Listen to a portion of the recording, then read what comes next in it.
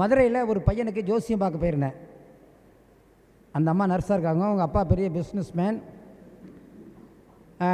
அந்த பையன்கிட்ட சொன்ன, உங்கள் பையன் வருங்காலத்தில் பெரிய அரசியல்வாதி ஆகிடுவான்னு சொன்னேன். ஜாதகம்லாம் சொல்லி முடிச்சேன்னு அந்த அம்மா சொன்னாங்க, என் பையன் வந்து நாட்டுக்கு முதலமைச்சர் ஆகணுன்னாங்க. என்ன சொன்னாங்க? கைத்தட்டுங்களா? அடிக்கடி கைத்தட்டுனா ஆயுள் கூடும். அப்போ ஒரு தாய் என்ன பண்ணுறாங்க, தான் பையனை முதலமைச்சராக பார்க்கணும்னு நினைக்கிறாங்க.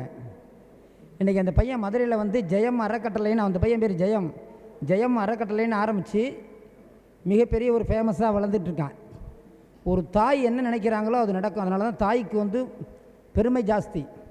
சொன்னான், தாயின் சிறந்த கோவிலும் இல்லை, தந்தை சொல் மிக்க மந்திரம் இல்லை. தாயை வணங்காமல், அம்மா அப்பாவுக்கு சேவை செய்யாமல் வேறு எது செய்தாலுமே அது வந்து புண்ணியம் கிடையாது.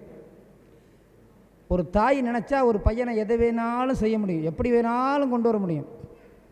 நமக்கெல்லாம் தெரியும் தாமஸ் ஆல்வா எடிசன், அவர் தான் இந்த ஓடக்கூடிய எல்லா விஞ்ஞானத்துக்கும் காரணம். அவர் தான் பல்ப்லேருந்து ட்ரெயினில் ஏகப்பட்ட விஷயம் கண்டுபிடிச்சார். அவர் ஸ்கூலில் படிக்கும் பொழுது வாத்தியார் பார்த்தாரா, அவன் பெரிய மக்கா இருக்கான் அப்படின்ட்டு, இனிமேல் நீ ஸ்கூலுக்கு வரக்கூடாதுன்னு ஒரு நோட்டில் எழுதி இதை கொண்டு உங்கள் அம்மாட்ட கொடுனாரான். அவன் அம்மாட்ட கொடுத்துட்டு அவங்க அம்மா படித்து பார்த்துட்டு என்ன எழுதியிருக்காரு வாத்தியார்னு கேட்டாரான்.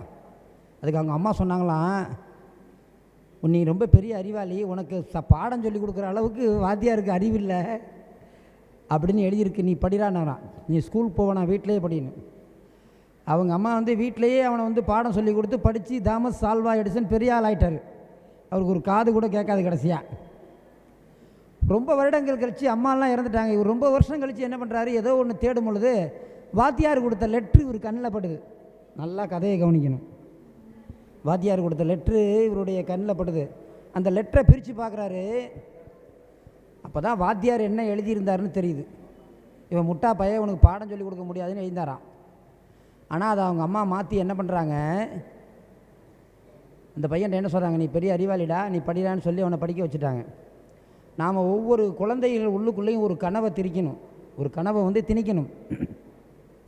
முட்டா பீஸுன்னு பிள்ளைகளை கண்டபடிலாம் திட்டக்கூடாது. நீ அறிவாளின்னு சொல்லுங்கள்,